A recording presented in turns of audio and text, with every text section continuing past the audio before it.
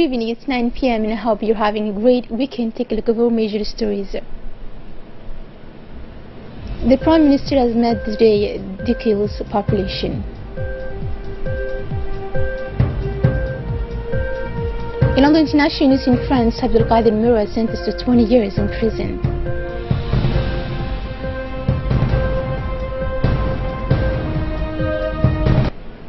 Welcome to our newsroom. The community of Dakhil Region has organized a ceremony of exchange and meeting in honor of the Prime Minister Abdelkader Kamil Mohammed in the meeting room of the Regional Council.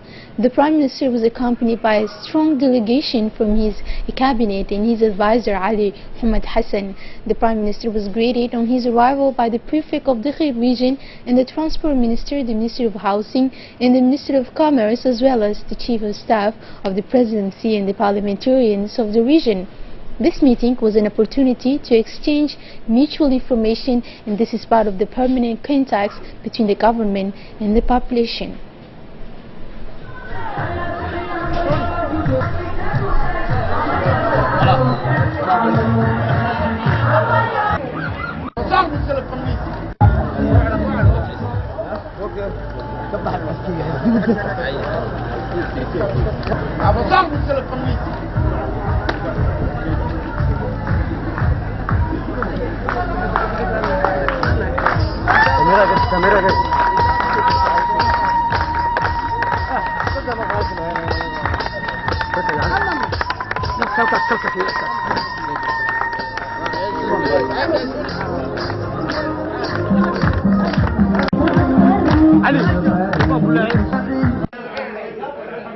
The Prime Minister has proceeded with his visit in the region by meeting the population and the Sultan of the region. The discussions between the Prime Minister and the population were fruitful. The Prime Minister mentioned that the other regions, interior regions, will be able to benefit from the construction of the Center for Notables.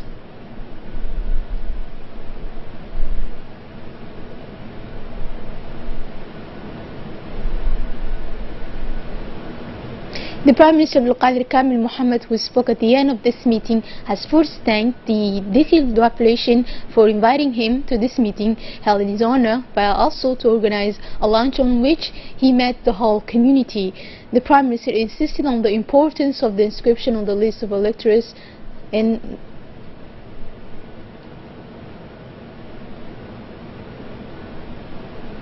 an important meeting was held in Belbela between the 8 Belbela committee members and the members of the executive committee of the RPP under the leadership of the Vice President of the party, Abdelkader Kamil Mohammed. Indeed, the Vice President of the RPP party was accompanied by the members of the executive committee such as Dean Ali Abdi Farah, the National Secretary for Women Nadira, the Treasurer Safia Almi, and finally the National Secretary in charge of the civil society, Dr. Jamal Milki. This high-level meeting between the RPP party is a high-level executive mobilized nearly 200 members from the 8 RPP committee from the commune of Belbela. The goal of this partisan meeting is in turn with the tradition of the RPP internal communication party, which facilitates the exchange and sharing of information between the base and the governing summit. It is a question of perpetuating and as well as serene internal dialogue between the different levels and instances of the party. The parliamentary mission led by the President of the National Assembly, Muhammad Ali Hamad, and composed of members of the National Assembly, the Secretary General and the Senior Executive of the Cabinet, have moved toward the city of Unity, Dakhil, to continue their mission of information on the process of decentralization and to collect in the same way the grievances of the people. After a warm welcome by the Prefect, the President of the Regional Council and the parliamentarians of the regional delegation met the Sultan of Gobad, the customary authorities of all the communities, the elders and the young people with whom they were able to discuss the various activities carried out as well as the challenges to be met for effective decentralization. In his speech, the President of the National Assembly affirmed that Dakhil, a city of unity, is the expression of wanting to live together, and because it is the confidence of democracy and development. Decentralization is essential today as a true national consensus timeless. Decentralization is the best institutional response, he said, to the problem of people's participation and empowerment in national development actions. Then the President of the National Assembly recalled that during his last visit, the customary and administrative authority sent him as a matter of priority a complaint regarding the construction of a place where the elders could meet. I have transmitted, he said, to the head of state, His Excellency Ismail Margeli, your grievances, and the latter received an immediate response, said the President. We are always willing to support them in different in our house offices. You will agree are accessible to anyone without distinction, he said. After 40 years of independence, we cannot expect everything from the state to specify the President has specified the President of the National Assembly. Yesterday morning, the Minister of Health, closed his national tour in the framework of the National Consultation on Health.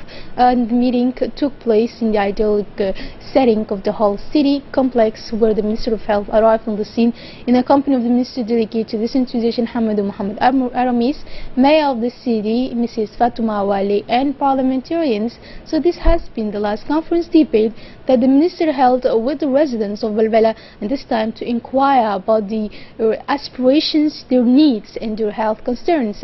The director of Sheikh Hospital Belbela, Dr. Husseina, later made a presentation on the palpable progress recorded in his hospital in recent years. Dr. Hussein recounted the modernization of the technical platform with the acquisition of the new high-tech medical imaging equipped, the strengthening of the number and quality of human resources, and the gradual extension of the Sheikh Hospital, which is destined to become the first hospital of the Republic. And in an intervention, the Minister Delegate to the Decentralization, Hamadou Mohamed Aramis, as in his speech, has previously recalled the objective of these meetings, which consist in consulting the people on their feelings and on health issues as well. The Minister of Health, took the floor, first of all thanking the participants for having come so many to the conference. Your massive mobilization testifies, he said, of your primary interest in the health issue. The Minister of Health reminded in his speech that the objective of the meeting with the population represents a formidable to collect the proposals, the needs, and the grievances, as well as the aspirations of the main actors representative of the Belbela commune in health matters. The Djiboutian delegation led by His Excellency Mustafa Mohamed Mahmoud, Minister of National Education and Training and President of the National Commission for Education, Science and Culture, continues his official working visit to Paris in the framework of the work of the 39th year session of the General Conference of UNESCO. Thus, during his stay, the delegation attended the Leaders Forum, during which they were able to follow the speeches of the high personalities of other countries who expressed their position in the relations to UNESCO. The ministerial delegation took part to the meeting of the Education African Ministers of UNESCO Africa Group member states concerning the proposed resolutions to be supported by the Africans. The minister's intervention focused on the appreciation of the initiative for holding such a meeting and congratulated Kenya for organizing the Pan-African meeting on SDG for next March in Nairobi. Similarly, the minister informed the Africa Group of the organization by Djibouti of a conference on refugee education in December for the IGAD member countries. Before taking part in the closing of the conference held by the Minister of Health, the Minister Delegate for Decentralization, Mr. Aramis, made a working visit at the invitation of his counterpart in Sudan, Dr. Faisal Hassan Ibrahim, Federal Minister of Health Decentralization, during a working visit after having had several working sessions on the decentralization process and on ways and means to strengthen cooperation between the two countries.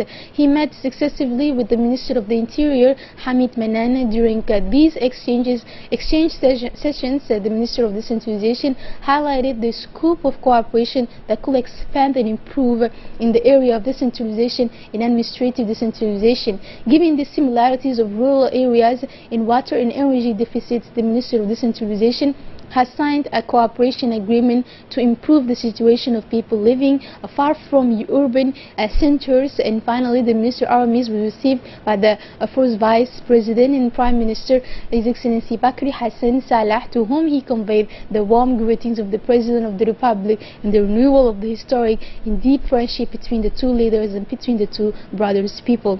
The Djiboutian Coast Guard today celebrated on November the 2nd at the Camp Durale Coast Guard Training Center a closing ceremony of maritime laws international sea for the benefit of 20 of Djiboutian Coast Guards provided by experts of the Japanese Coast Guard. The ceremony was attended by, among others, the Japanese ambassador, the representative of Chaika in Djibouti. In his address, Colonel Wais Mbukwe, commander of the Coast Guard Djiboutian, insisted on the importance of this training that effectively meets the needs of the Coast Guard of Djibouti as to the investigation of various crimes committed at the sea, and it fits perfectly with our institution's desire to promote the training of this personnel. Colonel Rais Mubukore once again praised the unconditional and permanent support of the Japanese Coast Guard in Chaika, but also the other Coast Guard partners who are constantly working to strengthen the operational capabilities of the Djiboutian Coast Guard. Continuing with the national news, Tajoura's Women's Association on Environmental Promotion, chaired by Mrs. Medina Salah Dirkala, set up a garbage cans for garbage in several neighborhoods of Tajoura city. The operation was carried out by the volunteers of the association, who spared no effort so that the population finally has garbage cans in front of their homes.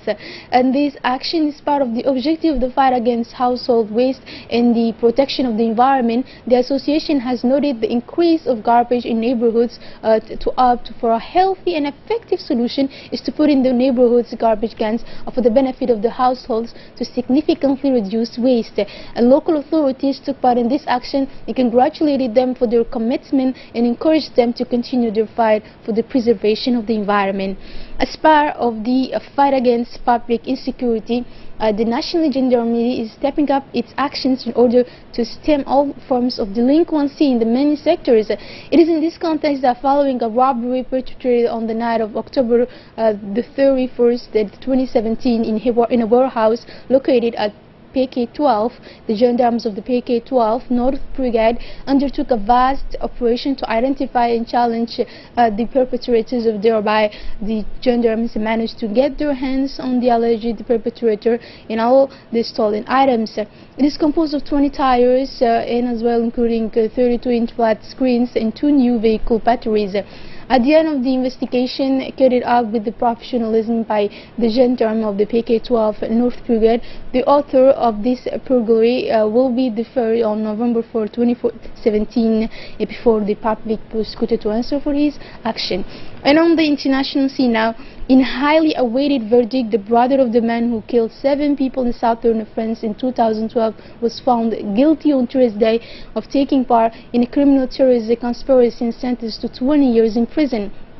Abdul Qadir Mirah, 35 years old, the elder brother of the gunman Muhammad Mirah, was acquitted of the more serious charge of complicity in the killing spree in and around the southern city of Toulouse. The victims, including 3 French preachers, a rabbi, and 3 children at a Jewish school. Muhammad Mirah was shot dead by the police several days later on March 22, 2012, after a standoff that lasted more than 30 hours, stalking a nation in the midst of a presidential election and ushering in a new era of daily extremist violence. His brother's trial was closely followed in the French news media, and Thursday ruling by a special terrorism court in Paris indicated that while the judges saw insufficient evidence that he shared the same extremist ideology as his younger brother, there was not enough evidence that he had knowingly and directly helped prepare and carry out the shootings. That's all tonight's news, and thanks for being with us. Enjoy the rest of your weekend.